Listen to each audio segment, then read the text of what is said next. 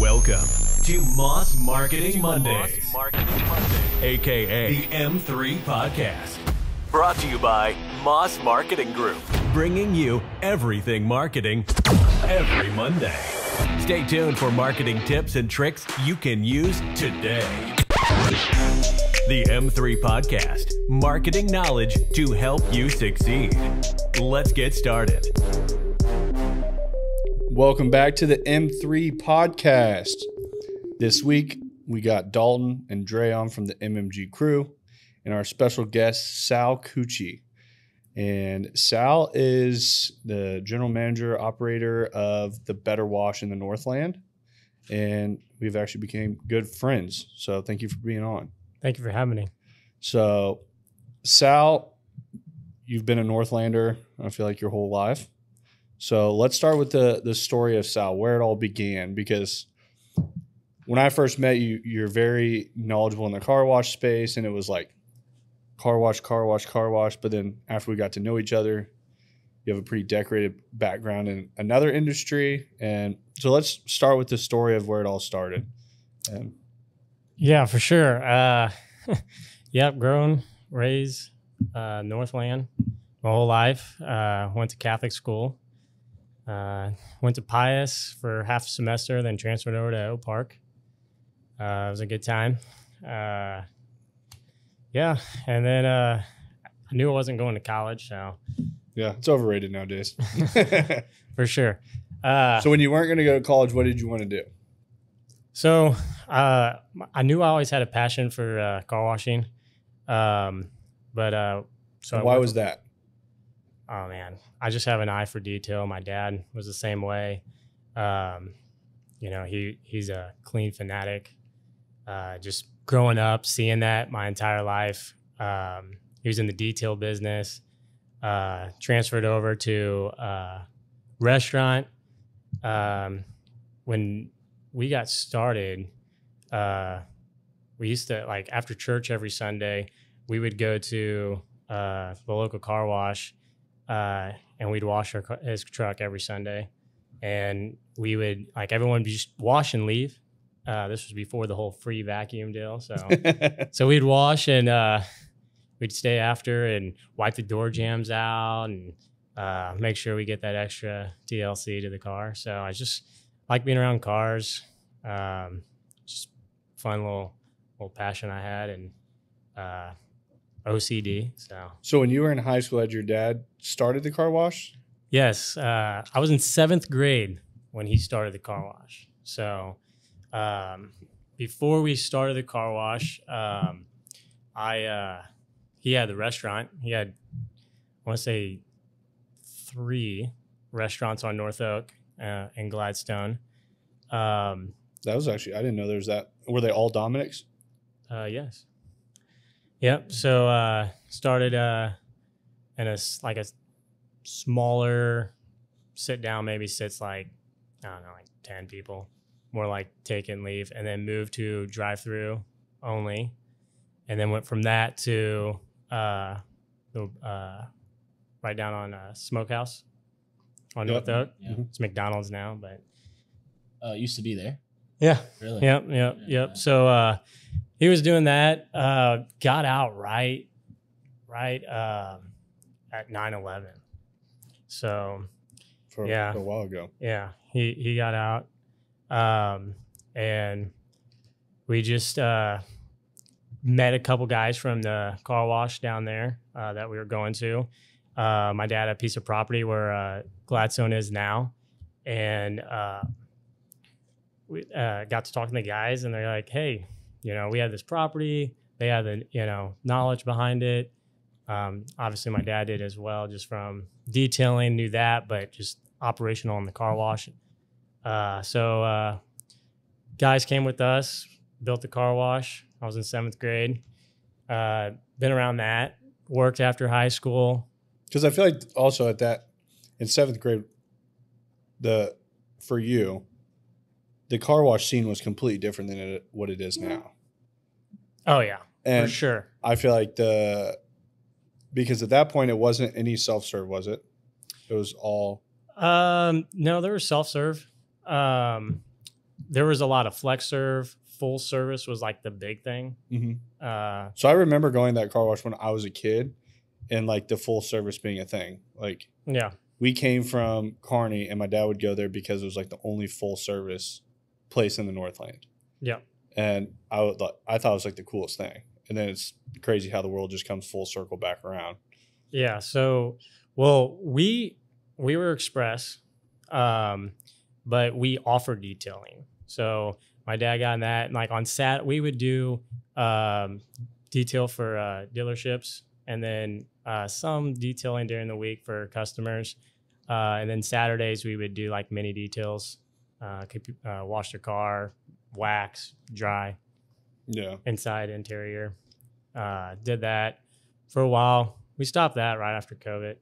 We were kind of seeing the space and understanding that everything was leading more towards express with the economy and trying to get help.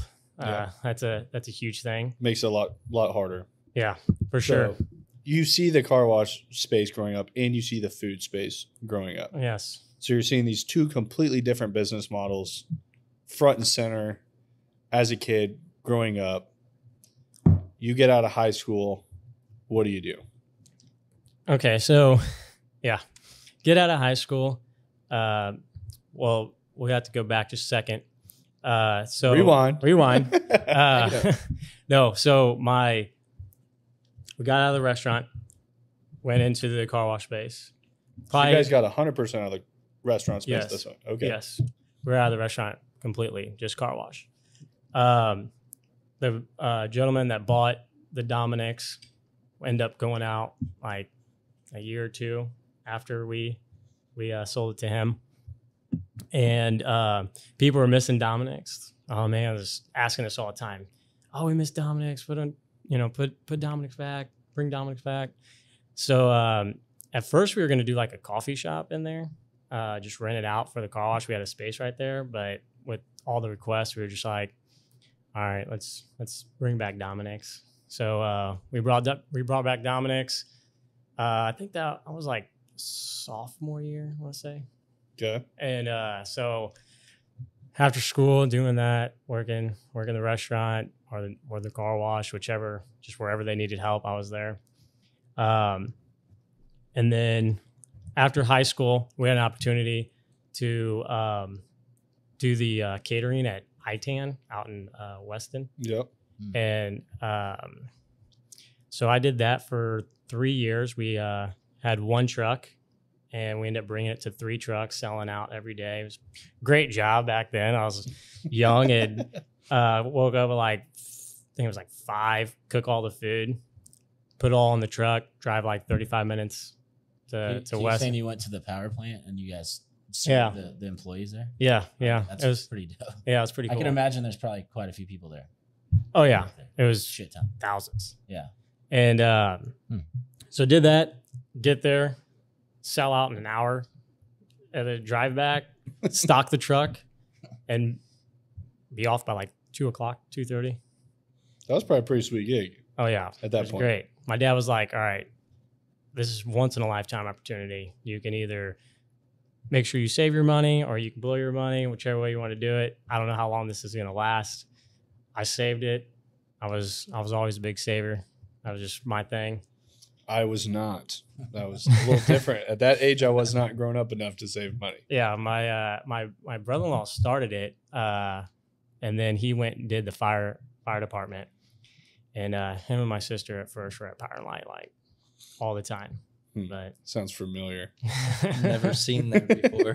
What is Power and Light? Dude? Yeah, right. So yeah, I did that for about 3 years. Then after that, started. My dad kind of wanted me to live that restaurant dream, and I wasn't so big on it, but did some prep work, helped out at the car wash as well, wiping cars, spraying cars, you name it, cashier, prepping food, and then I would pick up like the detail cars for the detail shops, just kind of He's all like over the place. Making spaghetti sauce, run out, wipe some wheels down, got it all covered. Yeah. I had to do the prep. So yeah, in between prep, during lunch, helping guys out. My biggest thing was like, I wanted to know everything.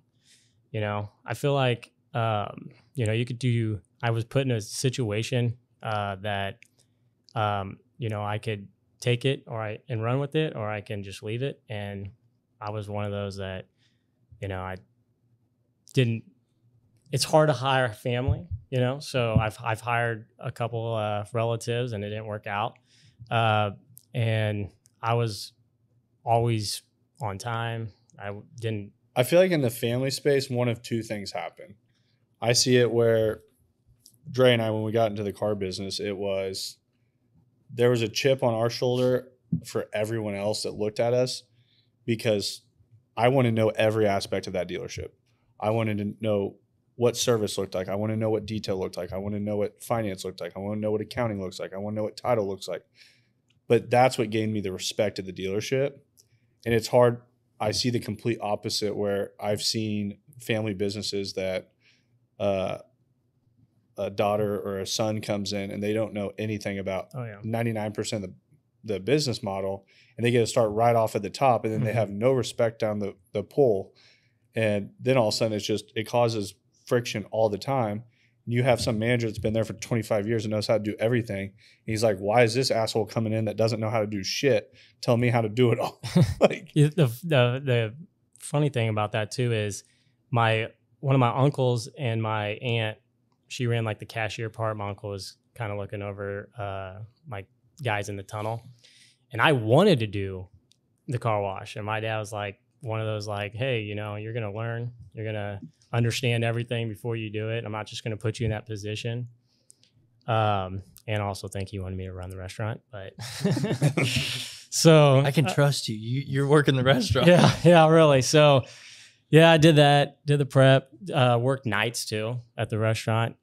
Worked like 3 or 4 nights. We were closed on Sunday. So this was after the food trucks? Yes, after the food trucks. I was kind of learning everything. It was, you know, out of high school. You're like, I went from a 5 to 2 to a 9 to 9. Yeah, pretty much. Well, yeah. He's like, I didn't even have a set. I didn't have a set schedule. It prepared me for now. Like I have no set schedule at all whatsoever. But also, when you have people that want to succeed, you shouldn't have to put a set schedule in front of them. Absolutely. They are where they need to be. Their work is done. Successful people don't chase a 9 to 5. They don't, and that can be at any level in a company. Yeah. You have people that just show up. They put in the work that needs to be done. They don't have to be told what to do, and it's like they just excel. Yeah. So it's when you run that way, I feel like it sets a good example for the people that are around you. Absolutely. And they're like, they see you put in the work to where, once again, it gains that respect. Where some son starts at a business and then he's like late every single day, then he's the first one out every single day, then it's like that respect level just gets lower and lower and lower. Oh yeah, for sure. And I feel like you already get like a rep with people when you like take over a family business of like, oh, that's dad's. But I always wanted to make sure that I was going to do whatever I could to take it to that next level that dad didn't take it to. So that's what I strive for on that. And I feel like it's booming. So you're working food side, you're working tunnel side, just at the Gladstone location. Yeah. So when was that? I'd say, graduated 08, probably 09 to 11. Okay. So then is 2011 when the Tiffany store starts getting built? No. So after that, around 2012, we came up with an opportunity to do a sit-down restaurant. Everyone was like, now they got Dominic's, and it's like, well, we want to sit down now. So Dad had an opportunity for us to open up a sit-down restaurant, and he was like, guess what? You're running it. I'm like, okay. Perfect transition. Great. Sure you ain't got no one else? Yeah, so I'm like, screw it. You know, I'm 23. Me and my wife, we're getting ready to get married. So I'm like, let's do it. So we opened up 2013, March. And I ran that. I was the front of the house manager, back of the house manager. I cooked on the line Monday through Saturday. I was the person, if someone didn't come in at night, and there was plenty of times, I was the guy that cooked. Did that, hated it, but had to do it. But we had some tough times there. Me and my dad kind of didn't see eye to eye on a lot of things, and but it turned me to who I am today, because that strive to continue to keep going. It wasn't easy at times, but I knew that I could do it. But when you put in that, like, relying on other people to make sure that they're going to be there, and that was just really difficult for me. Because when I did the catering truck, like, that was me. Like, I set up the truck, and I didn't have to worry about multiple people. Yeah. So it was definitely a transition for me. It was very stressful. I was getting married the same year that we opened up the restaurant. And then 3 months after we got married, I found out I was having my daughter. And yeah. Surprise. Yeah. The things are happening. Oh, yeah. Everything just hit me at once. And it's a little stressful, but got through it. But I think when you work side by side with family, it is a give and take relationship. And it also, I feel like you get put in a position that pushes you to that very spot of breaking, that when you can get past that, a lot of things seem easy. Oh, for sure. Like, you probably look at that on the scale of what you guys are doing now is 10 times what that was. Yeah. But But at that point, that seemed like it was probably 10 times harder than where you're at now. Oh, for sure. So it's like at those spots when you overcome that spot where you want to quit, where everything seems like the whole entire world's on your shoulders, and you're like, I just got married. I'm having a daughter. I'm starting a restaurant. My dad and I are fighting on it. Like all these things. Like when you're at that spot and you can break through it, and you're like, that's not enough to break me, then it elevates you to a whole different level in life. Yeah. Where you can take on way more than you've ever been faced with. For sure. So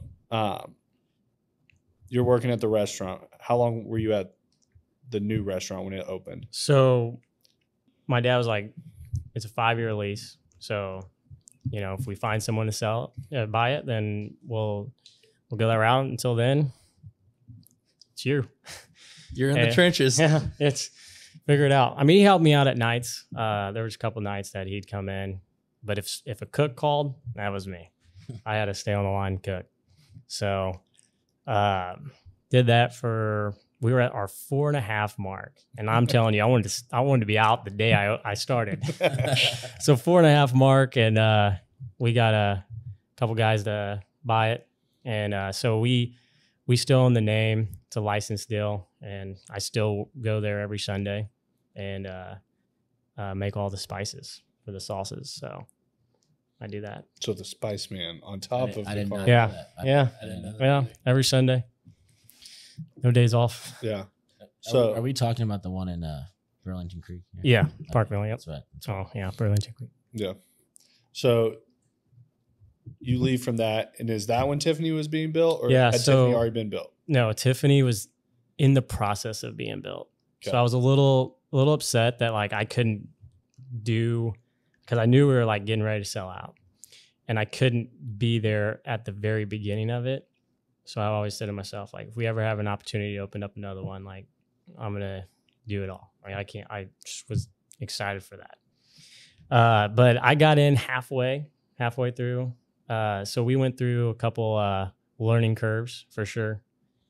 Through Tiffany, it took a lot longer than expected. We actually had to fire the contractor that was first. Was on. that when you had your photo out in the forklifts and stuff that you were working out there? Yeah. Whatever it takes. Build it myself. They have all these pictures that Julie was showing us, like when they were building that, of like Sal out there like working on concrete, like doing all this stuff. Oh, yeah. And She's like, oh, he was out there working on it all the time. Oh yeah, well I wrecked the equipment. I was doing everything because what was a bother to me is I was always around the car wash industry, but like I wanted to like excel in it. Like I wanted to know everything. So that year when we were building, went and visited a couple car washes out of town, met some good people, and learned some things. And I remember telling my wife, I'm like, she's making me like flashcards and like study everything. I was just like real into it. I never even did that in high school or like didn't care. He's like, this is actually gonna get me paid. Yeah. So I was just wanting to learn so bad because like being around people that knew that and like I didn't, like it just drove me nuts.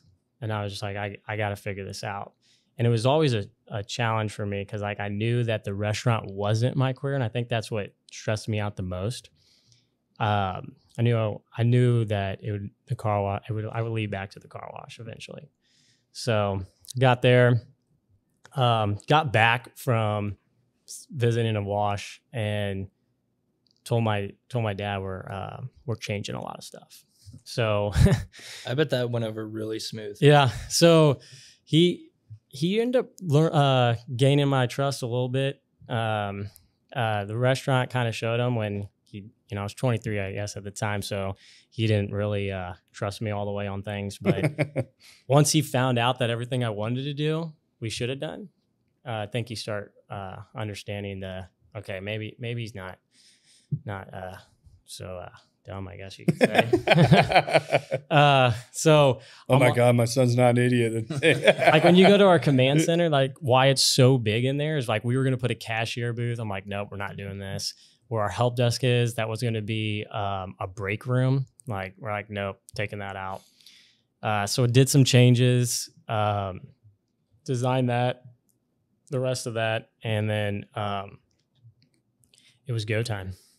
We opened up in October of 18, and I'm like starting it off, and I'm like, oh man, I'm back where I didn't want to be. I had no managers really. I'm working 7 days a week.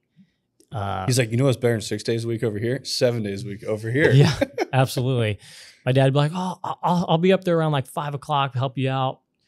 6 would show up, 7 show up. I'm like, he'd be there, and I'm like, it's already 6:45. Like, oh, it's closing time. Yeah. Hey, got here just in time. I'll just stay. Like it's no big deal. But yeah. So doing that, going through managers, up and down with that, I had to learn everything. So my dad was not a one to train me. Like he was just figure it out type person. Which, it sucked, but I felt like, you know what, whatever. Like it made me who I was. What do you think the biggest learning curve was like when you first got into it? Because I feel like you can know something inside and out, but there's so many variables to change in every business that, like you said, the design of it. There's nobody that's going to say they have the perfect design of a car wash of how it's supposed to be. So you have like variable change in that, but then your largest variable to change is clients and employees. Yeah. Like you don't know what, like that was something I struggle with when I'm a very like calculated person in how things run and operate. I can look at it, but it's the same thing with if you're playing chess or you're doing something that there's the variable change that I could be playing chess against Dre and I think that this is what he should do. And then he does this. So then there's like, you think a manager should be doing X, Y, and Z, and then they do it this way to where it throws a wrench in what that process is. How did you handle that? Like when you first started, was that pretty difficult with the management side of actually like managing people, or is it just trying to find the good managers to have? Yeah. So I would say that,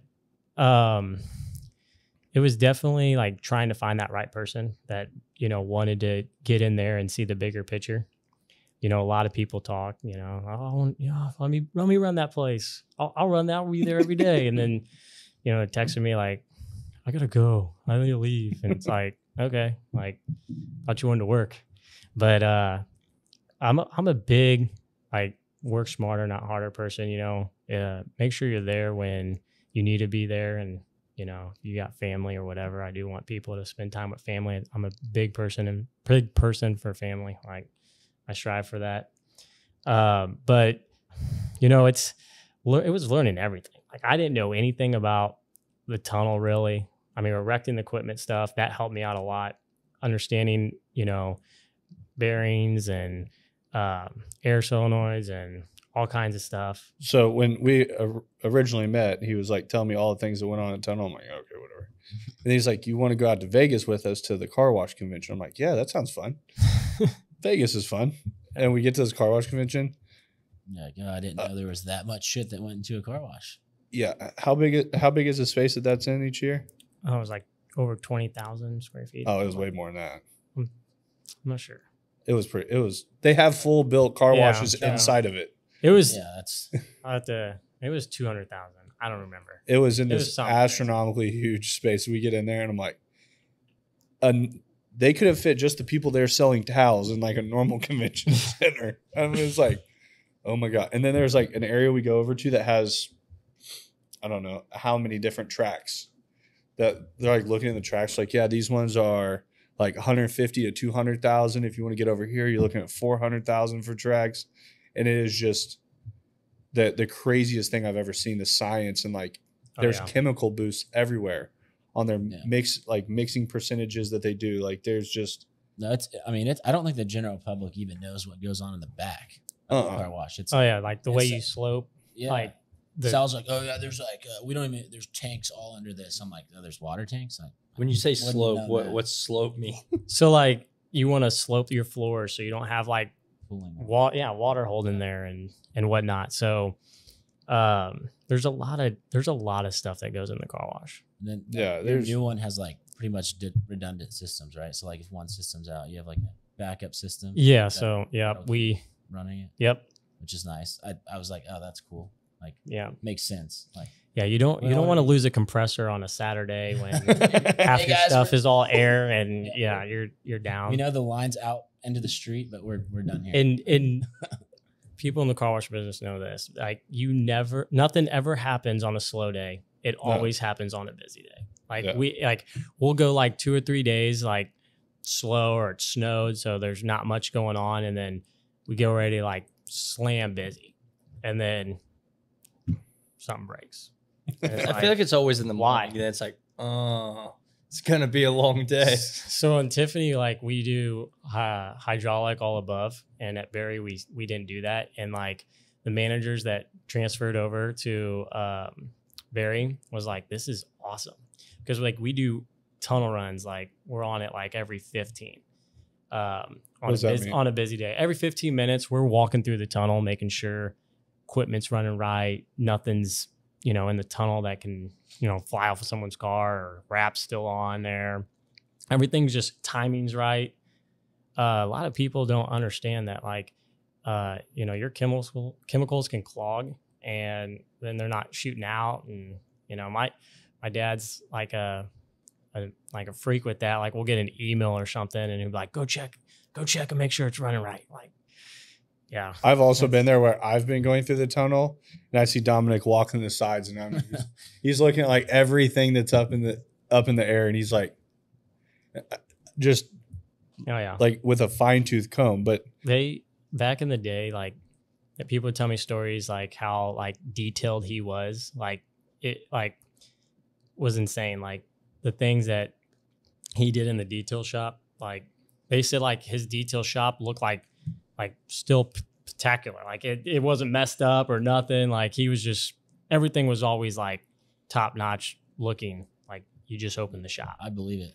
You guys are cleaning door jams every week in your truck. A lot of people don't do that. And like, that's a big like pet peeve of mine. Maybe just because like when I was little, like that's what we did. Like we wiped the door jams, but like just a lot of people don't do it. Trey, when's the last time you cleaned your door jams? Honestly, in this truck, pretty recently. I do it every 2 to 3 washes. I don't do it every time, but I do it every 2 to 3. Dre's truck does roll into the almost a dealership, rolls into the parking lot pretty dang clean all the time. I try to keep this one as clean as possible. Nice.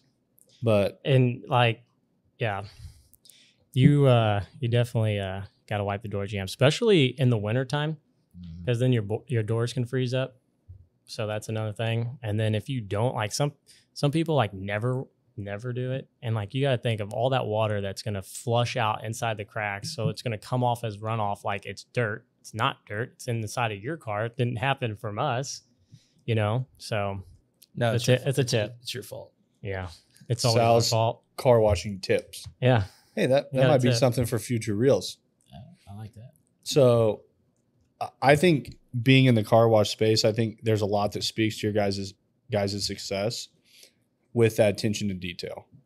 Like I have never showed up to one of the better washes and not just everything been in perfect line 100% of from the exterior of the location to interior to wherever you're at. And even like when you go to Tiffany and you go up there and there's these carts that have like suckers, they have dog treats, they have like all these different like amenities to pass out to people, like the air fresheners. They are like perfectly organized, like the way they're set up. And I'm just like, I have respect for that just because I'm very OCD when it comes to like things being clean. You can ask everybody at the office, but I think that carries a lot of weight in the line of business you're in. And also when you do research on really highly successful people, that's a pretty common trait for almost all of them. But it's the way they run their life. It's the way they run their business. They just run an organized operation. Sure. I feel like you have more organized headspace, just everything. So you have Tiffany. What did it look like going from, what was the difference from Gladstone to Tiffany first? Like I know they're two completely different beasts on what they are. So by then my dad was been in there for 16 years at Gladstone. And we still had towel dryer. We still do have towel dryers and preppers and a cashier. So doing that to understanding now, like how equipment works. And I don't know if we still are, but only ones when Tiffany opened up, like we didn't prep cars. We were worried about that because like we're very OCD on like making sure like wheel wells come clean and tires are coming clean. And so but it did like it. I would take before and after pictures and just being like, wow, this is crazy. And I think people don't understand where they feel like if a human's actually like spraying their car or wiping their car, that like, oh, it's just going to get better. Like and it's not really true. Like, because your washes are also longer, right? Oh yeah, and we're considered as a mega tunnel. So I also feel like if somebody's sitting there, and I've been in a car wash, so it's like, I might as well take this and go. Yeah, well, they're just like, then it's like you're good to go. Yeah, you can see the end. Yeah. Right when you're in the beginning, you already can see the end. It's like, but it's funny. Also, like half the time they're spraying it, and they're trying to get the deals all clicked to like starting it, and they're just missing the whole front of the vehicle. So I'm just like, whatever. Last time I got my car washed, they sprayed my entire windshield, and my fiance sitting in the passenger seat. She's like, Dre, she's waving me forward. I'm like, he sprayed the windshield. I can't see on my windshield to see where I'm going. Yeah, so it was a change, and then we were going from all pay stations now. I'm learning the point of sale system. We had obviously problems because why not when you're first opening up? Did it make a huge difference? Because I feel like your guys' washes have more pay stations coming in than anywhere else in Kansas City. Yeah, so was that done on purpose? We want to make sure, obviously, that people's time is value, and we want to make sure that the process, because when we shut down one lane at Tiffany, it would back up like it was crazy. Just what 2 lanes did, and then obviously your members lane. It was insane. Like it packs up even on like a slow day. You see the big difference. So we want to. And obviously, if you look busier, then people are like, I'm not washing today. So we want to make sure we can get everyone as close as we can to the front where people want to come in and wash for the day, especially after those snow days, which you go look on some of our reviews and people are like, don't let the lines discourage you. Like, they get you in and out. I mean, we do strive on that. Like tunnel goes down, my managers are trained to like get out there as soon as they can, make sure that everything's ready to go. Like we don't just let the guide-on person like sit there and like, what do I do? We're like, no, we're out there. Like you should see it. Like if you're ever there when you track stops, like people jet out there. So I'm gonna just leave. I'm gonna be like, hey, there's a problem. I'm out. Yeah. We'll film a different time. Yeah. They want to make sure you're getting taken care of and you're in and out. So you guys create Tiffany. It takes off like crazy. Yeah. And then you get into building Barry. Well, yeah. So I'll back up a little bit. Rewind again. Yeah, we got to rewind again. So we go to build. We're in Tiffany, and I end up getting some really, really good manager. She didn't believe herself at first that she could be a manager. And I'm like, I'm telling you, like, you got it. Like, you got everything what it takes. Like, she's fine detailed on everything. I've never seen someone so, like, amazing like that she does. Like, she is just phenomenal when it comes to running the day-to-day. She did all this before she was a manager. And it took like a couple people that we hired that were going to be managers for her to be like, oh, wow, they're going to do this. Like I can do this. And then she got the courage to do it. And once we put good people in our place, like, and a lot of people, someone told me, it takes money and people, and that's how it goes. And I do believe in that. You got to have good people around you to grow. You can't do it all by yourself. And we're so detailed on how we want our vehicles to come out and how our wash is that we want to make sure there's we don't build a wash and hope for a manager. We're developing a manager, and then we'll go build that wash. And that's, I think, what took us from going from Gladstone to Tiffany so long. And then obviously like the mix of like, do we want to be car wash? Do we want to be restaurant? Because to be honest, like car wash wasn't what it was 10 years ago. Until they came out with the free vax and monthlies, it really wasn't what it is now, obviously. And but once that happened, the trend of like flex serve and full serve just like tanked. Like nobody did that. It was just everyone want to do express. I think our generation is like that. They want to get in and out.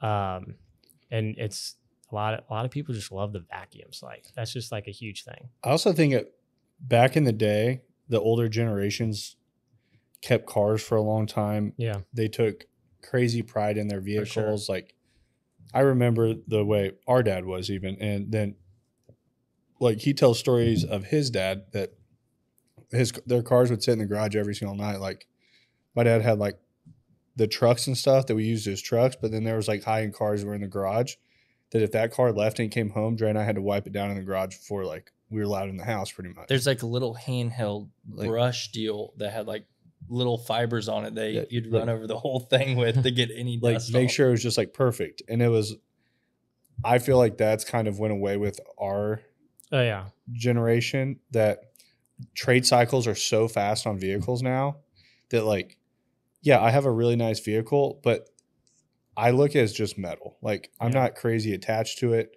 If somebody offered me the right price for it today, I would sell it. I would go buy another one. Like there's just not that.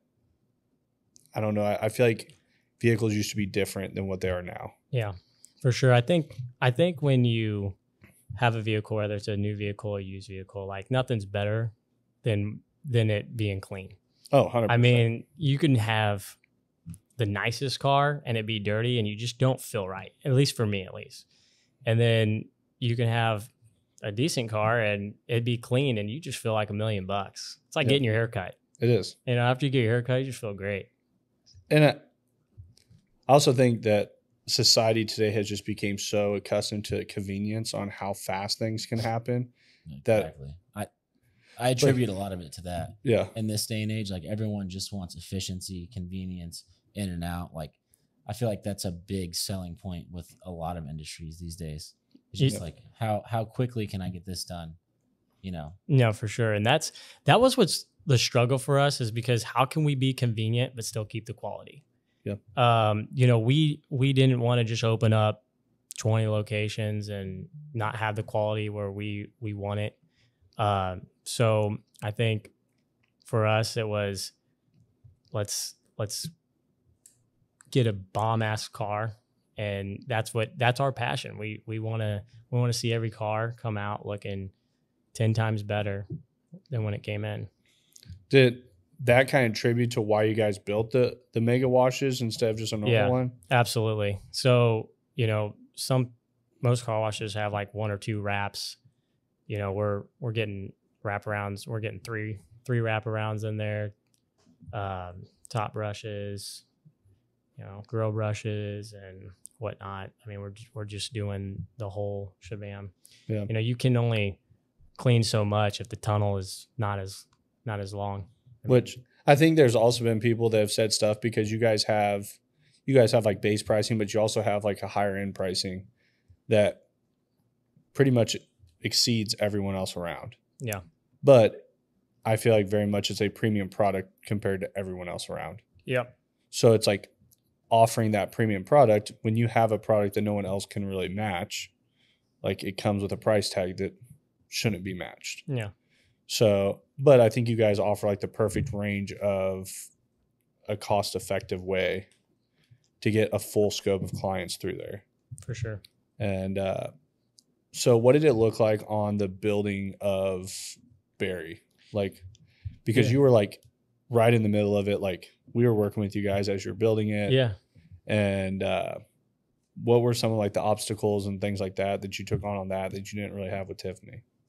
So first my dad came to me and he was like, look, you know, if you want to open up more, go for it.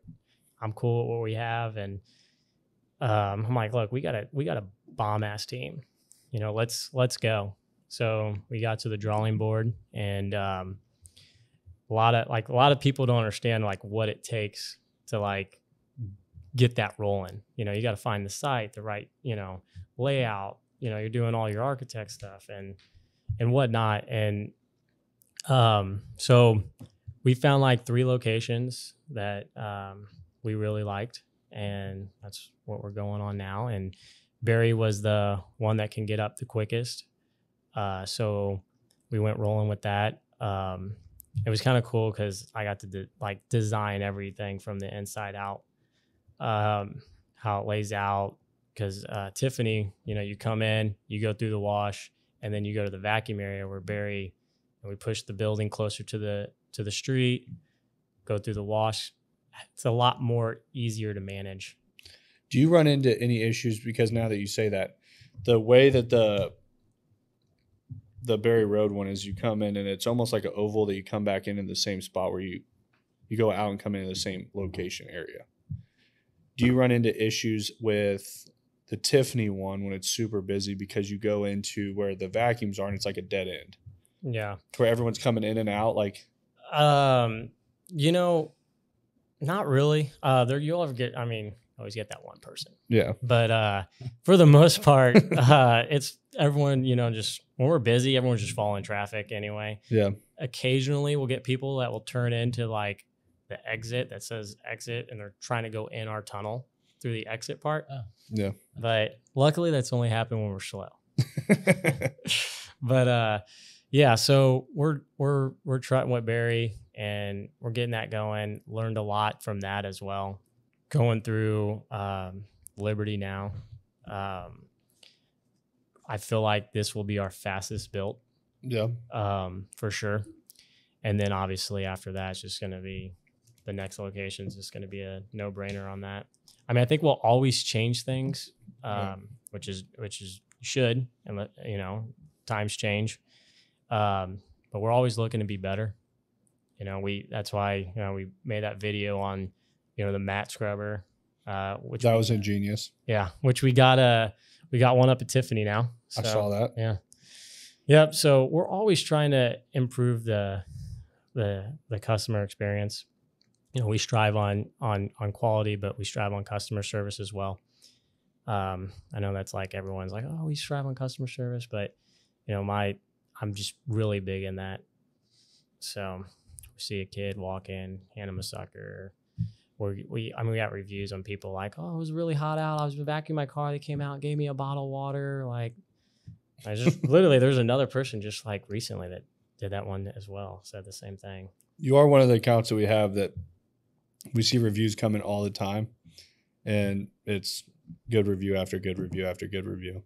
Yeah. But we were also talking right before this started about people that you just can't make happy. And Yeah. what are some of your like craziest car wash stories?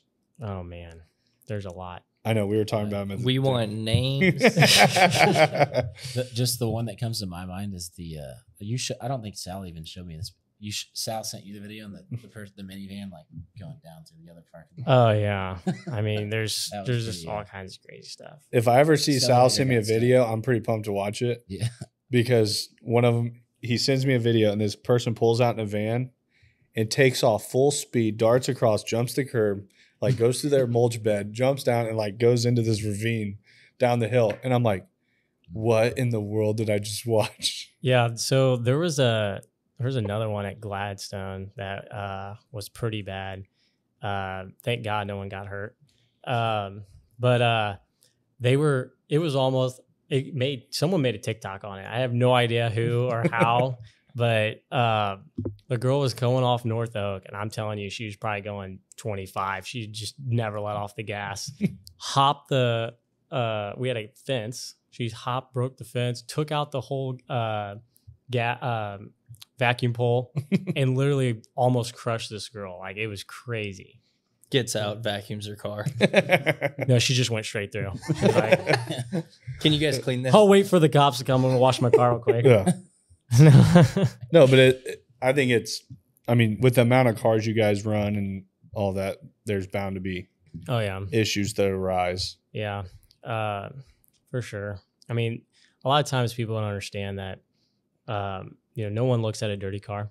I try to strive that on my managers and let them understand. Like, I mean, people are like, I got a brand new car. Like, there's nothing on there, and it's like, how many miles does it got on there? It's like, oh, like 50. But I bought it I just bought it. Like, yeah, but there's ways around it that dealerships will touch things up, and you come to a car wash, we're gonna blow off that touch-up paint and whatnot. But even at that, like, you could buy a brand new car and drive off the lot and something happened to it. We're definitely Been there. Yeah.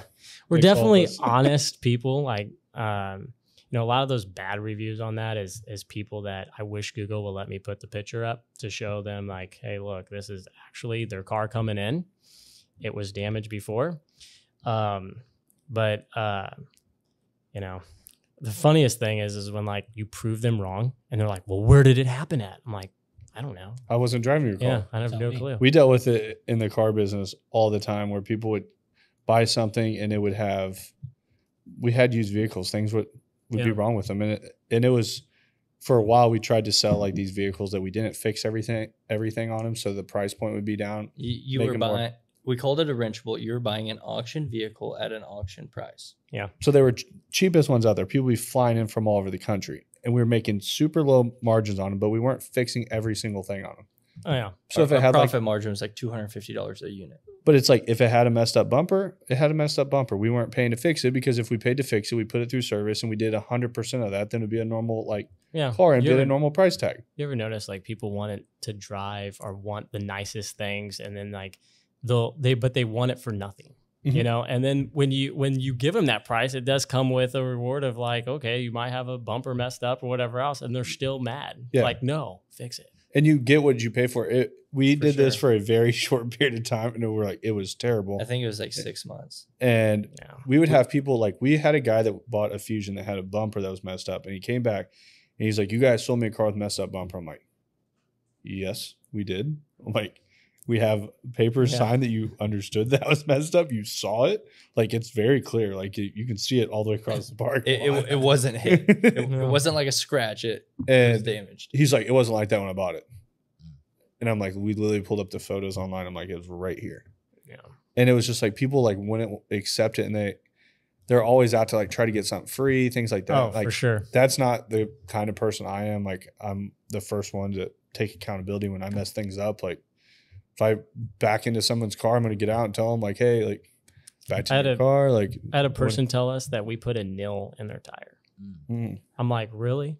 She's like, yeah, put a nail in my tire. You got the only nail on the drive. Darn. I'm like, I don't see how we doing this. So she was telling me. I don't see how we're doing it. Yeah, I'm nails, man. So keep in mind, she didn't vacuum or anything, so she left. So she's just thinking it's on the lot. But she's like, my tire was flat, and it wasn't flat until I got here. And I'm like, okay. So when she had called me to tell me all this, I'm thinking, okay, we'll just come back. We'll take a look at it. And because I never want to tell people like, oh, we'll look in our camera system. Like, how am I going to see that? So like, I go to look at her. In and 8K, looked at your tire. There's no nail in it. Yeah. Well, so I go look at her car. She got her boyfriend out with her, and he's like, yeah, you guys did this. And it was like, you got the tire here, and it's just like right on the side, like sticking out like this. I'm like, oh, I'll be right back. So I go look on the camera system. Sure enough, it's right there. Her coming in, the big old nail, and she's like, "Are you sure?" Like I'm like, "It might have been on your lot when we pulled in." I'm like, "Well, I don't know what to tell you." Here's a hammer. Wow! There you go. Now it's all the way in. Yeah.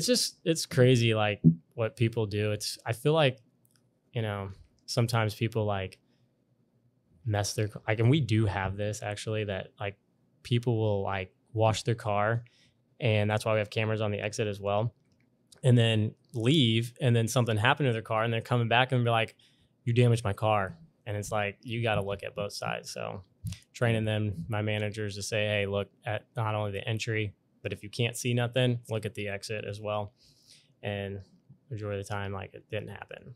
But there's some things that we do, and we pay for it. Like, there's no questions asked, and we'll pay for it, and we're on our way. Yeah. That's like that. Nothing's going to be perfect, but it's like when you do mess something up, you have no problem taking accountability for it. But like, I'm the first person that I absolutely hate people that want shit for free. No, for sure. Like it irritates me more than probably anything on the planet is just like people that want something that they do nothing for. Is that one thing you'd say you hate? I would say that's one thing I hate, Dre. Yeah. The funny thing is also people that park at diesel pumps. Oh yeah. So you know.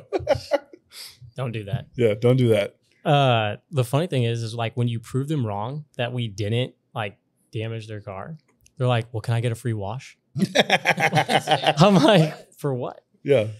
But yeah, that's for wasting. I have never understood that, where someone can be one of the most mad individuals I've ever seen.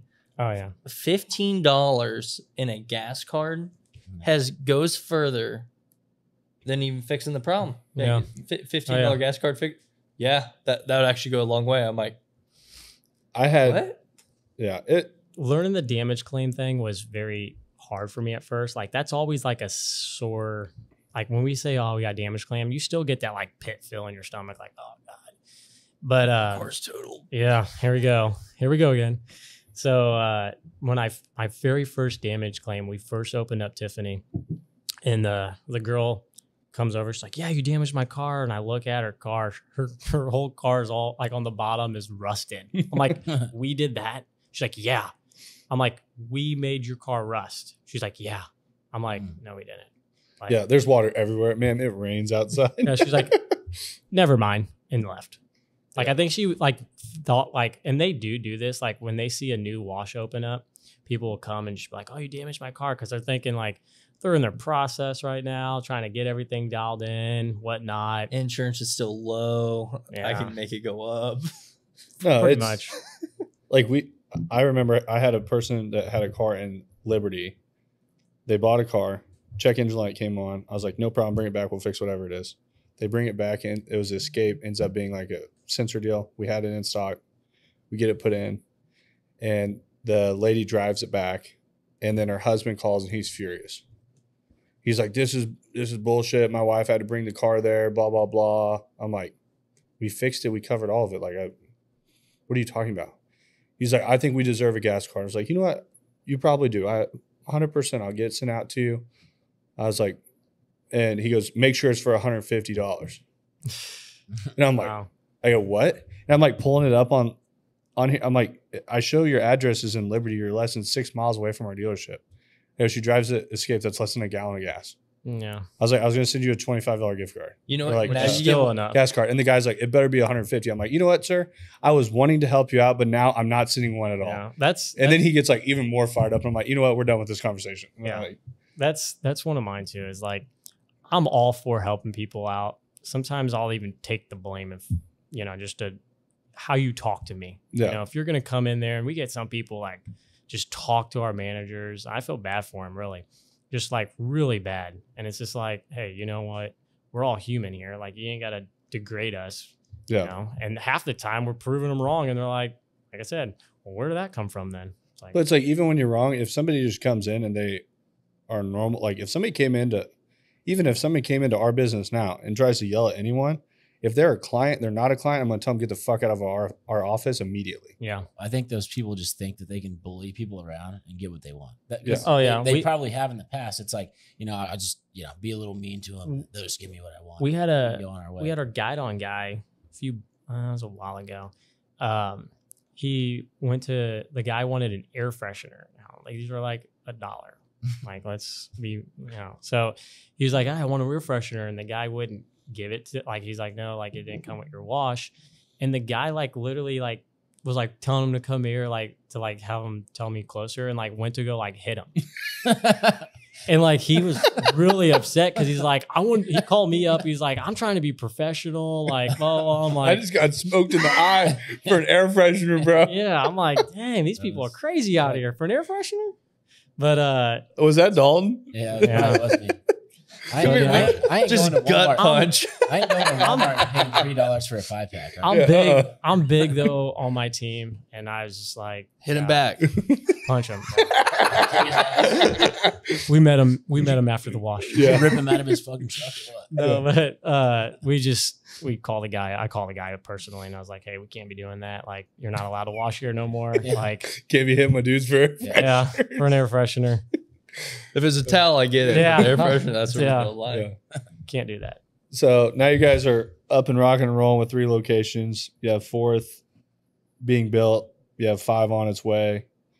What do you think, if you were to look back on like everything that you've done and you've learned in the car wash space, like what would you go back and tell yourself when you started that would help you out today? To keep what do I tell myself? Let's see here. What I tell myself, I always keep a loaded question for the end. yeah.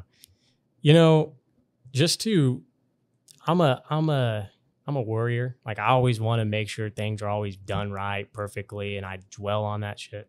But to trust the process, to understand that your time will come, and understand that it might not be now, but put your head down, do your work, do what you have to do. Just know every bad thing that happened to me in life, like, turned out to be good, like, later on. So understanding that, like, okay, hey, look, this might have happened, but and it sucked when it happened, but it made me stronger. It made me understand how to deal with things, because you understand. I mean, you're getting dealt with all kinds of different things, with employees, with customers, my dad. so it's just, staying true to who you are, and it'll all work out. I like that. I think that is, I think trusting the process, a lot of times I'm a firm believer everyone is exactly where they're supposed to be when they're supposed to be there, and that we are given the fights that we can take on, and looking at every single thing that happens. When you can start looking at everything through a positive lens, when those objections come up, when those problems arise, look at those as an opportunity to get better at your craft. For sure. And I think when you start looking at life that way, in every aspect of it, life becomes more enjoyable, and it's, For sure. you don't have bad things that happen. Yeah, like I was listening to like a podcast, and the guy said like 85% of the things that you worry about don't even end up happening. And like that stuck to me, because like I worried about a lot of and I was like, man, I don't know, like what if this doesn't happen, what if that, and then it never happened. So I start telling myself like, see, like it didn't even happen, don't worry about it. So I've gotten a lot better with that, not worrying about things and just riding it. Yeah, I like that. Any final thoughts, Dalton, Dre? So you service all the Northland now? What like zip codes are you in? So we're Tiffany, was that 64154, and then you got Dalton would be the zip code guy. and then you got North Oak and Barry, I think, are the same, 64118. Yeah.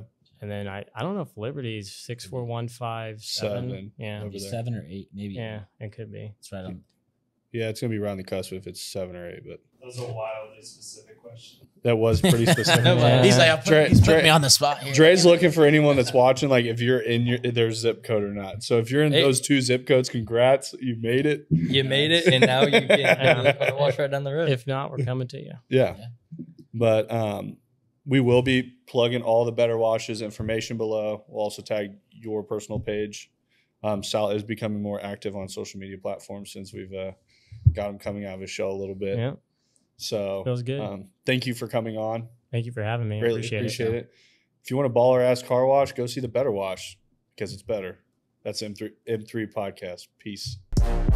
Thanks for listening to the M3 Podcast. Be sure to subscribe so you don't miss the next episode.